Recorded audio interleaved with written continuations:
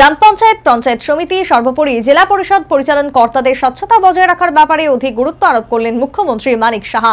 মানুষ যে সুযোগ দিয়েছে সেই সুযোগের সদ্ব্যবহার করতে জনপ্রতিনিধিদের আহ্বান মুখ্যমন্ত্রীর।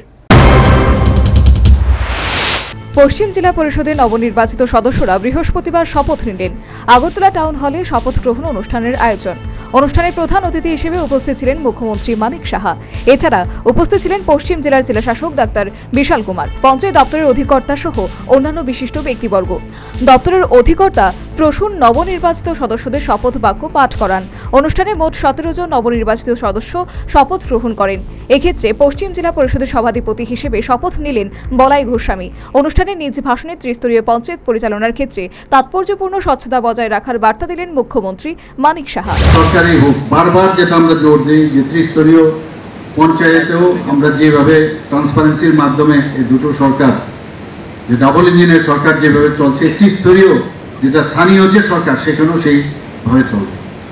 অনেক সময় অনেক জায়গা থেকে অনেক খবর আসে, সেটা কোনো অবস্থায় কাম্য নয়। আমি এখানে নবনির্বাচিত যারা সদস্যরা আছেন বা সভাধিপতি, সহকারী সভাপতি, ওনাদেরকে আমি বলবো যে প্রধানমন্ত্রীর যে ইচ্ছা যে স্বচ্ছ প্রশাসন সেটা আপনারা দেবেন। আমরা যেভাবে আমাদের ত্রিপুরা সরকার যেভাবে দিচ্ছে আপনারাও সেভাবে দেবেন। এবং শুধু পঞ্চায়েতের অনেক কাজ, পঞ্চায়েতে কিন্তু এরকম না যে শুধুমাত্র ত্রিপুরা সরকারই করবে। এখানেও কিন্তু স্থানীয়ভাবে আমরা যেটা ভোকাল ফর লোকাল বলি, ভোকাল ফর ওখানের যে স্থানীয় সম্পদ সেটাকে সামনে রেখে আমাদের সমস্ত গ্রামগুলোকে যাতে আরো ডেভেলপ করা যায় সেই দিশায়। শুধু তাই নয়, প্রতিটি স্তরের স্বচ্ছতার সাথে কর্মকাণ্ড চলছে, তা বজায় রেখে মানুষ যে সুযোগ দিয়েছে তার সদ্ব্যবহার করতে জনপ্রতিনিধিদের প্রতি আহ্বান জানিয়েছেন মুখ্যমন্ত্রী। যেখানে আমাদের মিউনিসিপ্যালিটিগুলো আছে, এএনসি থেকে শুরু করে নগর পঞ্চায়েত, সবকটাই কিন্তু স্বচ্ছতার সাথে কাজ করছে। আমি একটাই বলবো যে আমরা মানুষ যখন আমাদের সুযোগ দিয়েছে সেই সুযোগের সদ্ব্যবহার করা উচিত।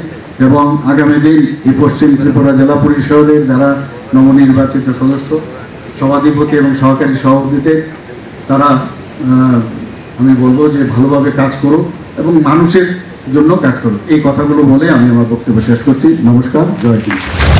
সর্বোপরি পূর্ব ঘোষণা মতো বৃহস্পতিবার পশ্চিম জেলা পরিষদের নবনির্বাচিত সদস্যরা শপথ গ্রহণ করলেন।